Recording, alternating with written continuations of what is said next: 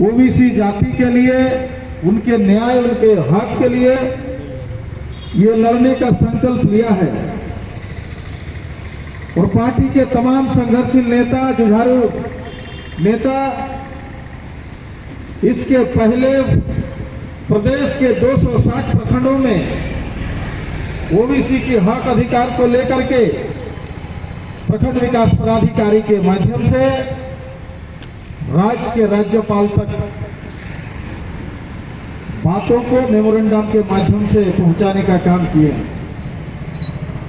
साथियों, ये सर्वविदित है कि झारखंड में निवास करने वाले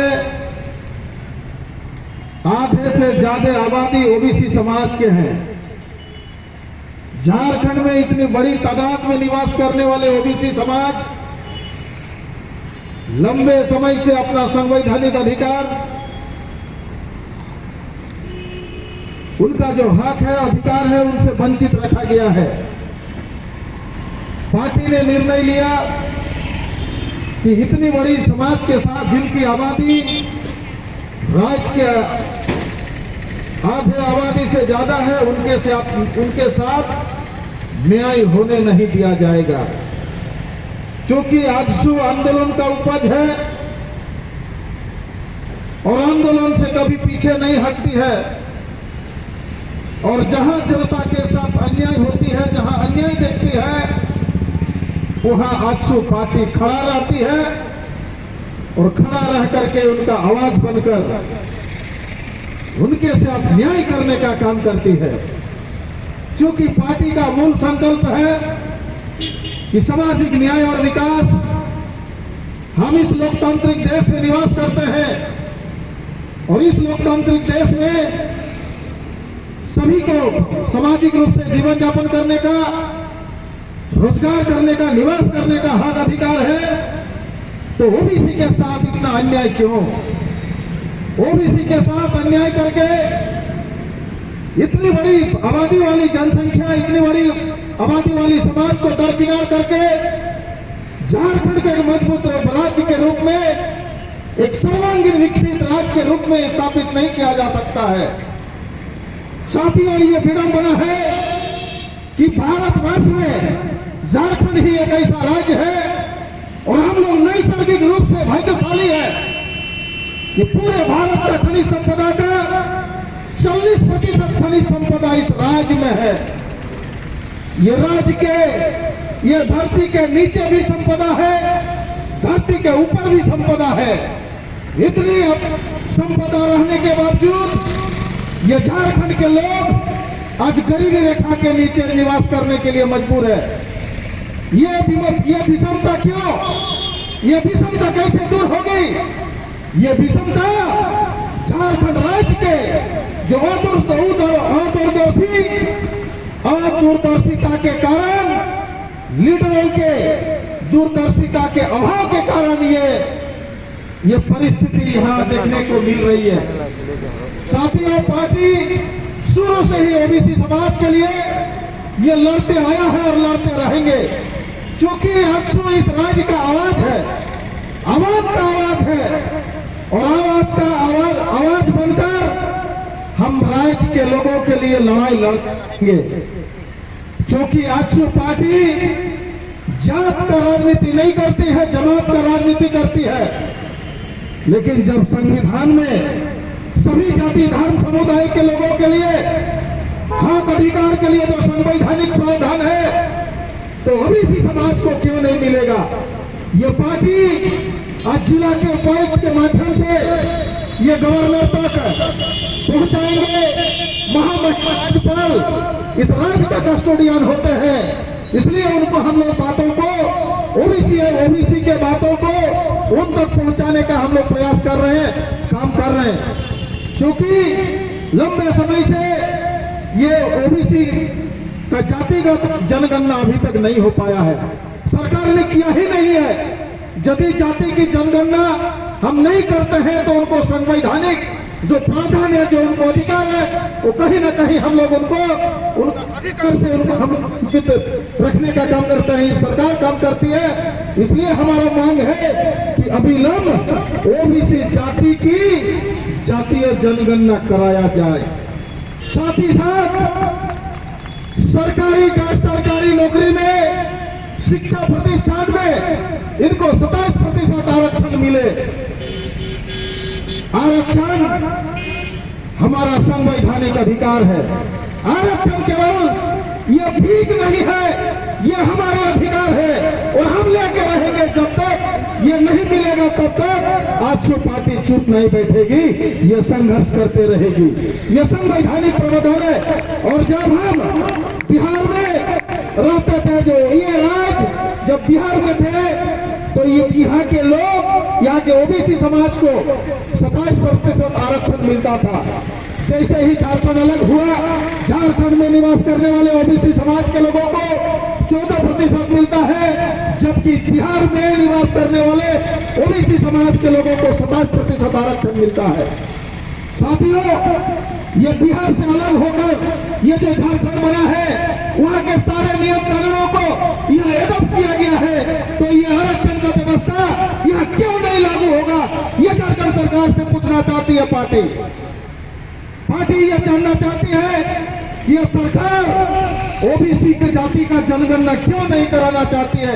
ये हमारी मांग है कि सरकार अविलंब ओबीसी जाति के जनगणना अविलंब कराया जाए। साथियों, हम सब जानते हैं, राज्य के ओबीसी समाज, अन्य समाज के लोग भी अवगत है कि राज्य के जो मुखिया, राज्य के जो मुख्यमंत्री हेमंत सोरेन जी,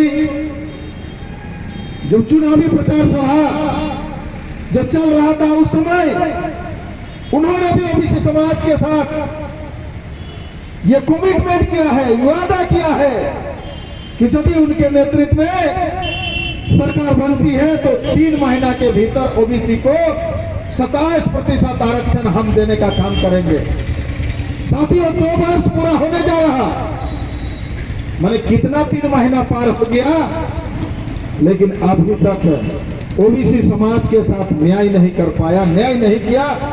ये ओबीसी समाज के साथ अन्याय है, ओबीसी समाज के साथ, ओबीसी जातियों के साथ ये घोर अन्याय है।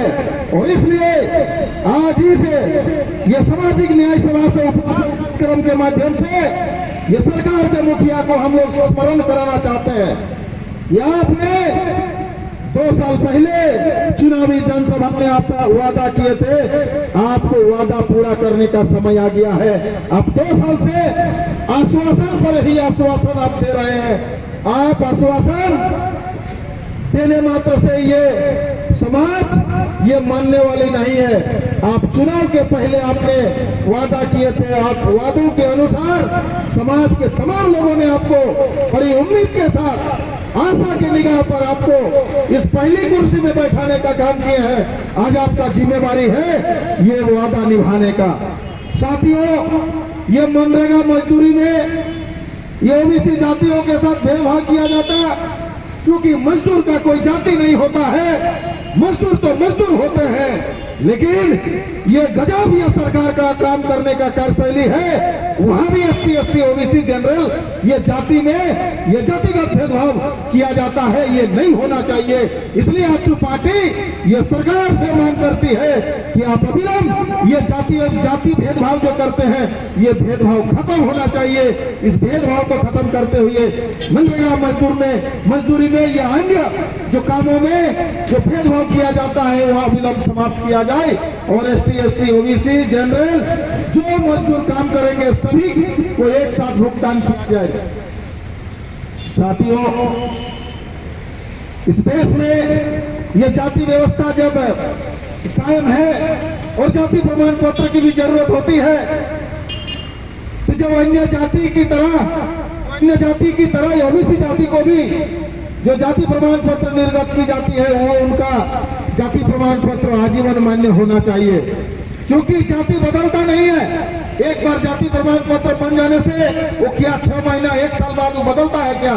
इसलिए एक बार जो जाति प्रमाण पत्र निर्गत होगा वो आजीवन मान्य होने के लिए यह सरकार को व्यवस्था करना चाहिए, सर्कुलर जारी करना चाहिए। आज यदि राज्य सरकार यदि गंभीर होती, आज सरकार ओबीसी समाज के प्रति यदि सकारात्मक सोच रखती तो आज 2 साल तक ओबीसी समाज को झेलना नहीं पड़ता और आजसू को इस उपायुक्त कार्यालय के सामने बैठने का आवश्यकता ही नहीं पड़ता। आज पार्टी ये बाध्य होकर आज उपायुक्त मुख्यालय के सामने ये बैठने के लिए बाध्य हुआ है, क्योंकि राज्य के मुखिया चुनावी जो वादा किए थे वो अभी वादों से मुकर रही है। उन्होंने कहा था, राज्य के पढ़े लिखे नौजवानों से आग्रह किया था, किसानों से आग्रह किया था, शोषित वंचित पीड़ित दलित आदिवासी सभी से यह आग्रह किया था कि यदि उनके नेतृत्व में, हेमंत सोरेन जी के नेतृत्व में, यदि महागठबंधन के नेतृत्व में यदि सरकार बनती तो यहाँ के 5 लाख नौजवानों को नौकरी से जोड़ेंगे, रोजगार से जोड़ेंगे। जब ये राज्य के नौजवानों ने, पढ़े लिखे नौजवानों ने जब सरकार से नौकरी मांगना शुरू किया तो माननीय हेमंत सोरेन जी पढ़े लिखे नौजवानों को मुर्गी पालन करने का सलाह दे रहे हैं, अंडा बेचने का सलाह दे रहे हैं, टेंट हाउस खोलने का सलाह दे रहे हैं। साथियों, मछली का बच्चा को तैरने नहीं सिखाया जाता है, वो पैदा होते ही वो तैरना जानता है। इसलिए किसानों का बेटा बेटी को ये मुर्गी पालन, खेती चलाना, ट्रैक्टर चलाने के लिए ये सरकार को, ये माननीय मुख्यमंत्री जी को डायरेक्शन देने की आवश्यकता नहीं है। आवश्यकता है यहाँ के पढ़े लिखे नौजवानों को नौकरी देने की आवश्यकता है, नौकरी देना चाहिए, क्योंकि उन्होंने राज्य के नौजवानों से, पढ़े लिखे नौजवानों से वादा किए हैं। आज उनको वादा पूरा करना चाहिए। जो ग्रेजुएट है, मास्टर डिग्री है, बीबीए, बीसीए, जो इंजीनियरिंग किया, मेडिकल किया, आज यदि ऐसे पढ़े लिखे नौजवानों को हम ट्रैक्टर चलाने का सलाह देंगे, टेंट हाउस खोलने का हम सलाह देंगे, तो पढ़े लिखे नौजवानों के साथ मजाक है, उनके साथ अन्याय है। आजसू पार्टी यह अन्याय कभी बर्दाश्त नहीं करेगी, क्योंकि आजसू पार्टी संघर्ष का उपज है, संघर्ष से कभी पीछे हटती नहीं है। साथियों, सरकार क्या नहीं बोलता है, ये राज्य के जनता से क्या नहीं कमिटमेंट किया है। किसानों को बोला गया कि हम फ्री बिजली देंगे, लेकिन आज वही सरकार वो किसानों को परेशान कर रहे हैं। उनको कनेक्शन कटा जा रहा है, उनका कनेक्शन कटा जा रहा है, उनसे फाइन किया जा रहा है, उनको केस दिया जा रहा है। क्या यही दिन देखने के लिए आपको चुना गया? से यही आग्रह है कि चुनावी वादा किए थे, चुनाव प्रचार के दौरान आपने जनता से जो कमिटमेंट किए थे आपको आज पूरा करना चाहिए।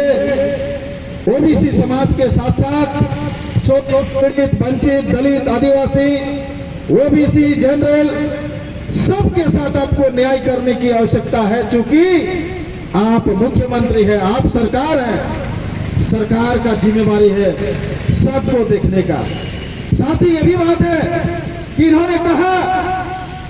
इन्होंने कहा था कि यदि उन्हें हमारा सरकार बनेगा तो हम 1932 के खतियान के आधार पर स्थानीय नीति बनाएंगे। 1932 के खतियान के आधार पर नीति बनाएंगे, उसके बाद हम नियुक्ति करेंगे। इन्होंने आज तक 1932 के खतियान के आधार पर वो नीति नहीं बनाई है, स्थानीयता नीति ये नहीं बनाई है। इन्होंने क्या किया, जो यहां से मैट्रिक पास करेगा, इंटर पास करेगा, उसको स्थानीय माना जाएगा। तो आपने जो कमिटमेंट किए थे, जो आपने वादा किए थे, चुनावी वादा के विपरीत आप काम कर रहे हैं। चुनावी वादों के विपरीत आप काम कर रहे हैं। आप कहे थे कि हम 1932 के खतियान के आधार पर स्थानीयता नीति बनाएंगे, उसके बाद हम नियोजन देंगे। राज्य के पढ़े लिखे नौजवानों को हम नियोजन देंगे, नौकरी देंगे, चाकरी देंगे। लेकिन अब किए ही बिना आप वैकेंसी डिक्लेरेशन कर रहे हैं। वैकेंसी यदि आपने डिक्लेयर कर दिए, वैकेंसी आपने तो डिक्लेयर कर दिए जेपीएससी का। आज जेपीएससी को जेपीएससी का जो चेयरमैन है वो शुरू से विवादित रहा है, विवादों के घेरे में रहा है, और आज आप उनके हाथ में जिम्मेवारी सौंपे और आप कह रहे हैं कि जब हम नौकरी देना चाहते हैं तो कुछ लोग मेरा विरोध कर रहे हैं। विरोध इस बात का है कि पारदर्शिता हो, जो टैलेंटेड है उनको नौकरी दो, जो परीक्षा पास किया ही नहीं, जो परीक्षा दिया ही नहीं, आप उसको पास करा रहे हैं तो यहाँ तो विरोध होगा ही। जो पढ़ रहे हैं, जो मेहनत कर रहे हैं, आप उनको नौकरी नहीं देके आप जो परीक्षा दिया ही नहीं, आप उनको पास करा के आप प्रशासनिक अफसर बनाना चाहते हैं, तो राज्य के पढ़े लिखे जो नौजवान हैं वो निश्चित रूप से विरोध करेंगे। जो वहाँ शंका आया है वो सरकार को क्लियर कर देना चाहिए, स्पष्ट जांच करके राज्य के जनता को, राज्य के पढ़े लिखे नौजवानों को, जेपीएससी के अभ्यर्थियों को स्पष्ट रूप से उनको समझाना चाहिए सरकार को कि आपके साथ भेदभाव नहीं होगा, अन्याय नहीं होगा। आज दुर्भाग्य की बात है, पढ़े लिखे नौजवानों को इतनी कड़ी ठंडा में आज उनको धरना में बैठना पड़ रहा है अपना हक अधिकार लेने के लिए। इससे बड़ा दुर्भाग्य क्या हो सकता है? साथियों, जागने की आवश्यकता है, जानने की आवश्यकता है। ये सरकार जन विरोधी है, ये सरकार वादा खिलाफी सरकार है, ये जवाबदेही से भागना चाहती है। लेकिन आजसू पार्टी सरकार को हम लोग भागने नहीं देंगे, सरकार को कटघरे में हम लोग खड़ा करेंगे, क्योंकि हम नया बात हम आपसे नहीं पूछ रहे हैं, आपसे हम लोग पूछ रहे हैं कि आप चुनावी जनसभा में जो आपने जो वादा किए हैं वो वादा आप पूरा करिए, और नहीं तो जनता से माफी मांगे। साथियों, आज से पार्टी एक दिवसीय सामाजिक न्याय सभा और उपवास से यह सरकार को जगाने का काम करेगी, बताने का काम करेगी कि ओबीसी के साथ, ओबीसी समाज के साथ जब ये अन्याय होगा तो आज से पार्टी ओबीसी समाज के साथ, ओबीसी जाति के साथ हर समय सर्वदा खड़ा रहने का काम करेगी, उनके साथ न्याय करने का काम करेगी। साथ ही साथ ये राज्य आंदोलन से बना है, और जब सरकार में नहीं थे माननीय मुख्यमंत्री जी, तो आंदोलनकारियों के बारे में, शहीदों के बारे में, शहीदों के आश्रितों के बारे में पूरा भाषण में बोलते थे कि हम उनके साथ न्याय करेंगे, हम उनको नौकरी देंगे, उनको सम्मान देंगे। आज दुर्भाग्य की बात है, ये पहला लाइन में ये 3 नेता बैठा हुआ है जो झारखंड आंदोलनकारी नेता है।